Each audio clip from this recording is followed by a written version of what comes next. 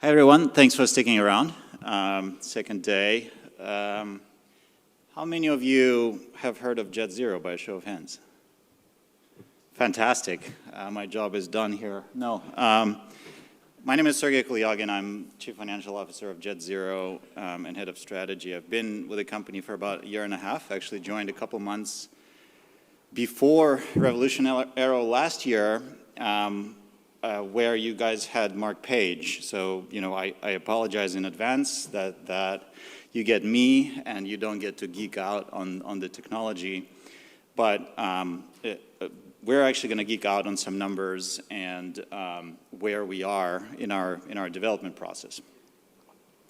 I've been in, just to introduce myself, I've been in commercial aviation for about 20 years, started with Airbus, continued on to Seabury Capital, spent some time with ILFC, helped transition C-Series aircraft into Airbus, which became the A220, and did a quick stint at Wisk-Aero to help secure the strategic investment by Boeing, and then heard of Jet Zero, and the rest is history. Speaking of history, you recognize this airplane, the Wright Flyer, right? And the Wright Flyer that uncorked tremendous innovation in the industry for the next 60 years. And that's kind of the point of us. That's kind of the point of Jet Zero. Tremendous innovation over the first 60 years, and then hardly any over the next 60. They stretched there, hardly any innovation in the airframe. Of course, the industry has done a tremendous job, driving efficiency up and taking the fuel burn down, but most of it came from engines. And now the industry is faced with a dual goal of doubling, but at the same time decarbonizing to net zero 2050 goals. Those goals are extremely at odds. This is the chart I've been waiting to show, particularly at this conference. Given that goal, here's where most of the investment went in so far.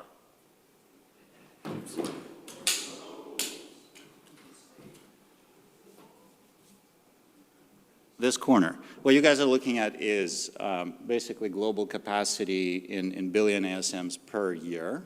So this is where we are current. That's the growth estimated by some industry pundits. But most of the investment and most of what we've been talking about went into here, and a little bit into the regional aircraft arena. What has been reserved for this big piece, that I would call the heart of the market, is SAF investments. We've all heard of SAF investments, and I think more and more industry leaders, particularly airlines, are coming out and saying, you know what, SAF is just not enough of a solution, right?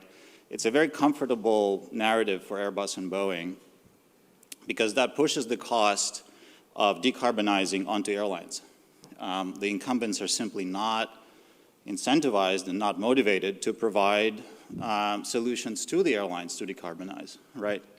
The issue with SAF is that it's going to cost, this chart shows 2 times or 3 times, but by some estimates 4 or 5 times the cost of jet fuel. And who's going to pay for it? The airline margins are notoriously, under 10%, and if you have a 5% net margin, you're doing well. How can they accommodate the cost of SAF into those variously margins? Are they going to pass it to the passengers? Well, if they're going to pass it to the passengers, that's a demand destruction of a third over the next 20 years. That's completely unsustainable for the majority of the industry.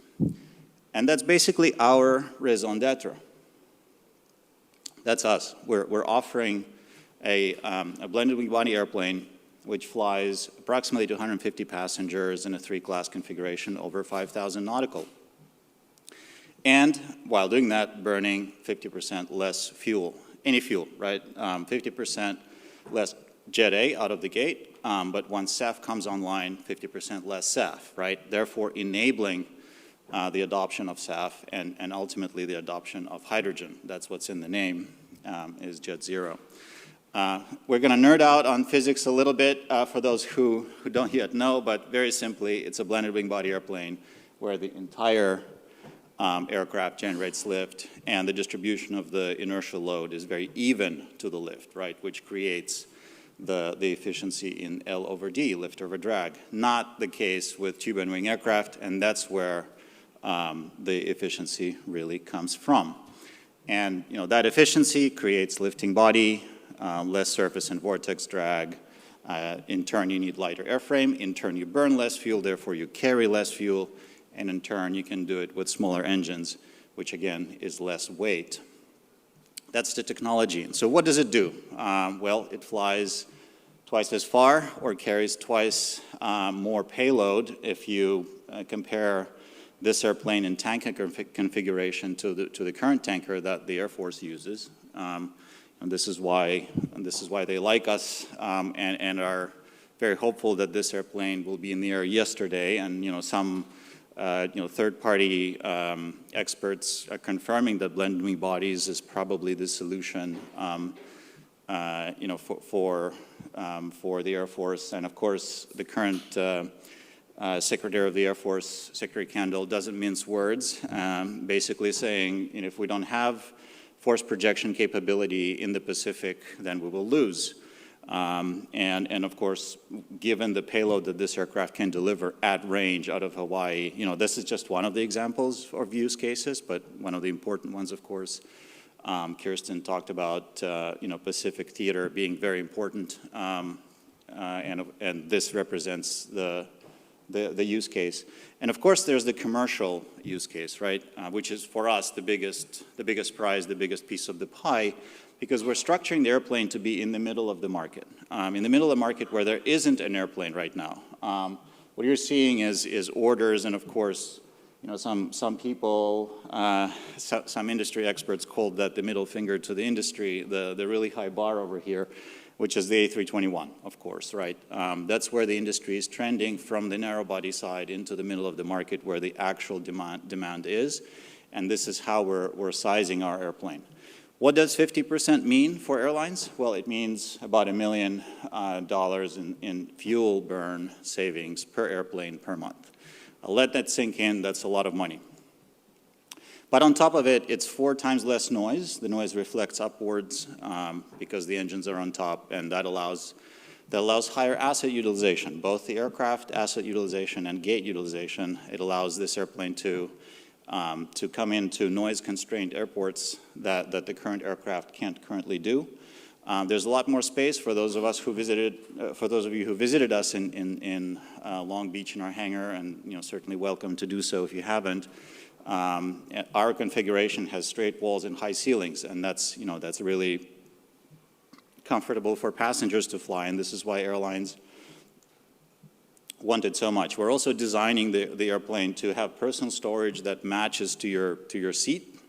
So no more lining up and waiting for passengers and dreading that call. You can bring your bag on, you can, but you can't. But more importantly, for our customers who are airlines, driving up the asset utilization, because you can board the airplane compared to a similar sized aircraft, for example, a 787, in half the time.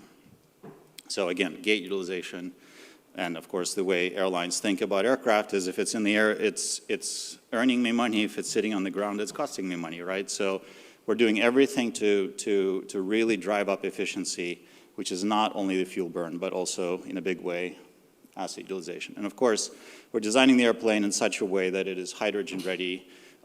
Even the incumbents have confirmed that this configuration is the hydrogen-ready configuration when hydrogen comes online.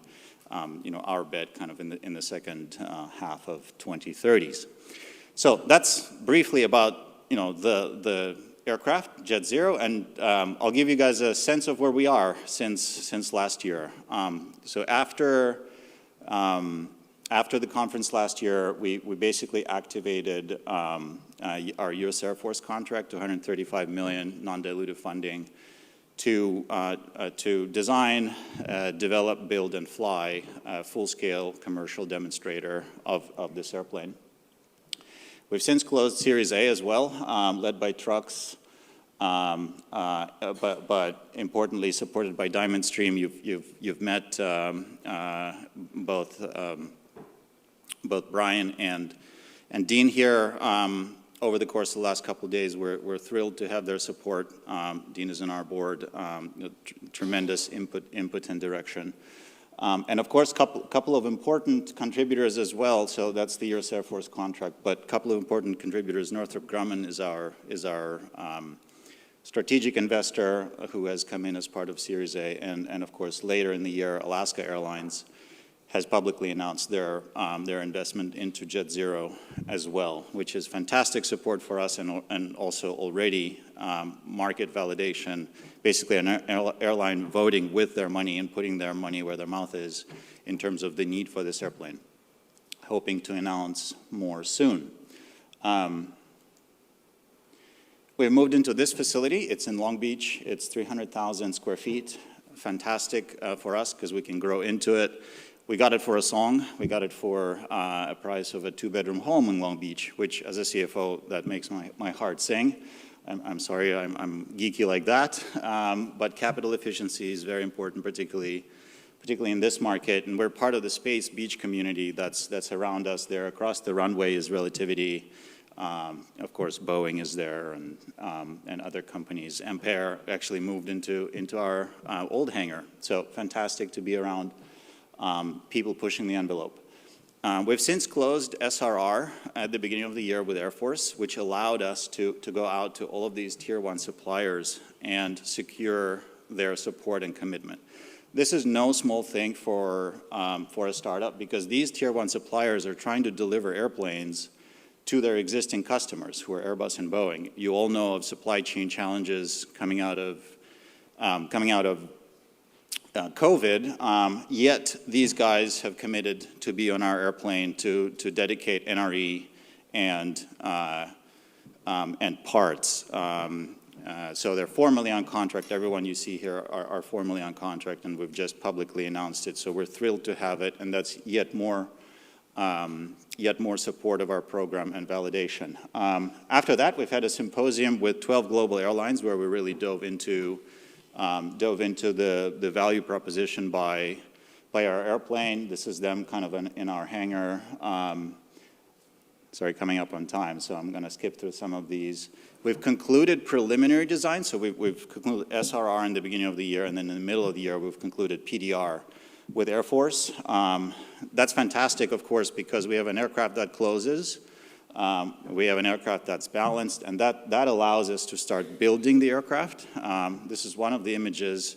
This is already the wing test article, part of the wing that's already built. There's actually a lot more artifacts that are built for the full-scale airplane that we can't really share just yet. They haven't yet been cleared for ITAR purposes, but we're already well on the way of building the airplane. And of course, PDR also allowed us to start now integrating systems and testing the systems with hardware in the loop and supercomputers. This is hugely important to mention, that our deliberate strategy at JetZero is to use commercial off-the-shelf systems as much as possible, almost everywhere, such that the technology is only the airframe. The new technology is the airframe, the rest is commercial off-the-shelf. Of course, we have to validate and demonstrate that it all works and is integrated, and we're doing it already as part of our ITF, Integrated Test Facility. Those are, by the way, those are Collins Avionics screens.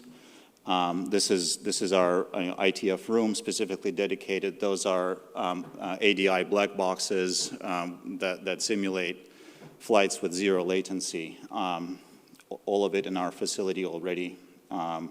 And again, I can't emphasize enough the support of our suppliers is tremendous. Those are actual, I can't really see, BAE side sticks, Safran throttle assembly, Collins Avionics, and Thales flight control computers. So again, your Tier 1 suppliers signing up with JetZero. We've also completed our first phase of Ironbird, so that's the next stage in testing. Once we're done testing in the lab, we're going to test moving parts with our Ironbird in 2025. This kind of our setup at the hangar. And of course, we have subscale model program going. That's a really economical and capital efficient way to risk reduce many technologies and advance things like Aero, gear functioning, flight control laws, and things like that. So just giving you guys a quick overview of where we are there. And of course, we've beefed up our team. I can't be more proud to be part of this team. We've added Rob Dewar, who many of you know. He's the father and head of C-Series aircraft, the latest large commercial aircraft program that's successful, of course. And we've just added Steve Dixon, the immediately former FAA administrator, who joined our board of advisors. We get this question a lot, how are you going to deal with certification? And we have full confidence that we won't really have an issue there because A, we're Part 25 aircraft, B, we're using commercial off-the-shelf systems that are already certified on other aircraft programs, and C, we have this team who, particularly the advisors behind me, several of these are C-level folks who have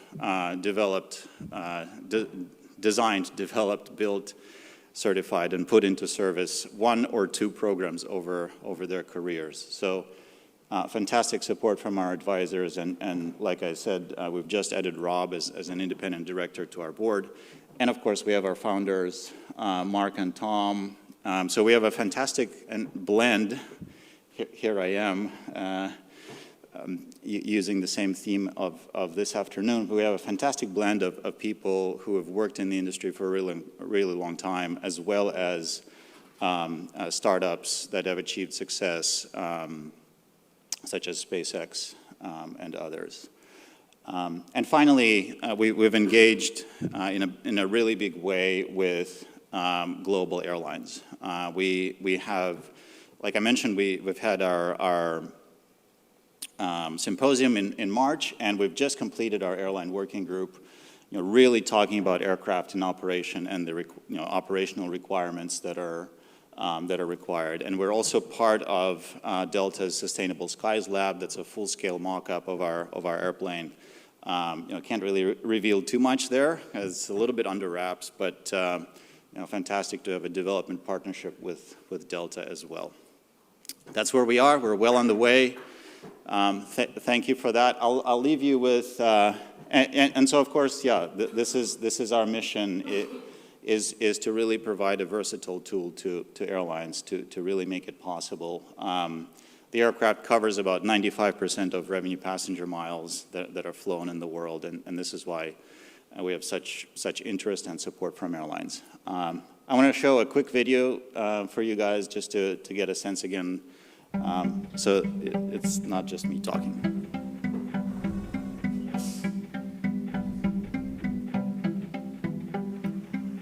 The reason that I've been, some say, obsessed with blended wings since 1990 is because it has tremendous benefits in efficiency, in simplicity. So we're not trying to reinvent the entire airplane. We don't need to. Our shape is our technology.